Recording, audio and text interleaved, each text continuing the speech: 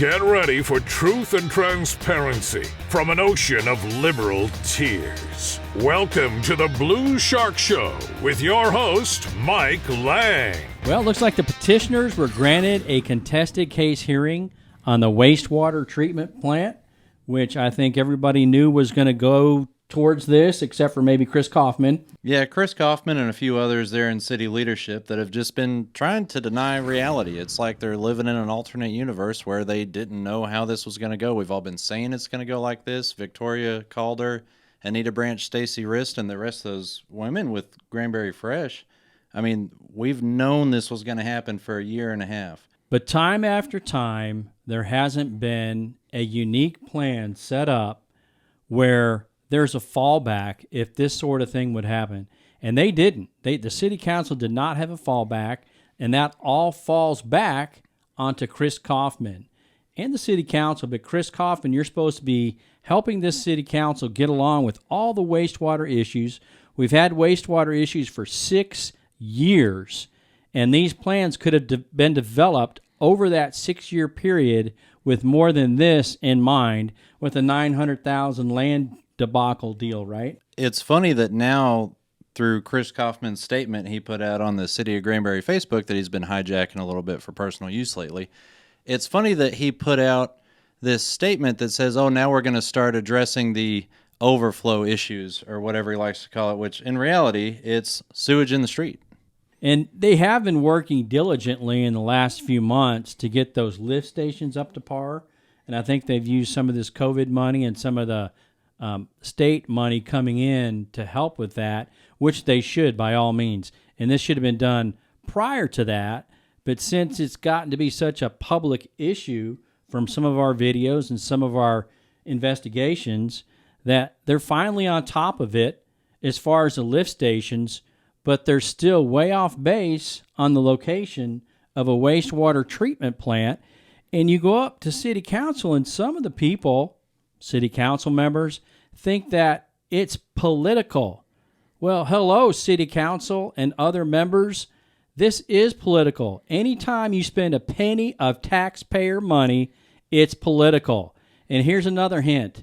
You are a political subdivision of the state, City of Granbury. So yes, this is political. We expect you to spend our money wisely and look out for the infrastructure that we need here in this growing community.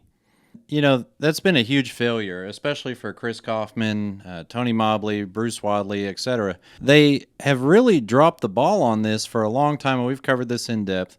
But it's going to be interesting to watch how they try to spin this. I think that they're probably going to start blaming sewage in the street now on people like Granbury Fresh, that group that's, really spearheaded this issue. And don't let them fool you into thinking that that's the way it is, because for the last year and a half, we've known this was going to happen. This sewage issue, business owners have been complaining about this to Chris Kaufman from the morning after he took over as city manager. This has been a total failure, and it falls at his feet along with a lot of other stuff. It's been years, folks. It's been years with this sewage treatment plant. They looked at it. They thought they had it down. They didn't do their homework or background, and now all of a sudden they're in a situation they don't want to be in, and they're going to start blaming on everybody but themselves and the lack of foresight that they had. And this should have been done with, yes, the city council and Chris Kaufman. In one of the last paragraphs on Facebook under the City of Granbury that Chris Kaufman wrote was this: until the wastewater treatment plant on Old Granbury Road is constructed, the city will experience overflow issues. Yes, we have been experiencing overflow issues. We will.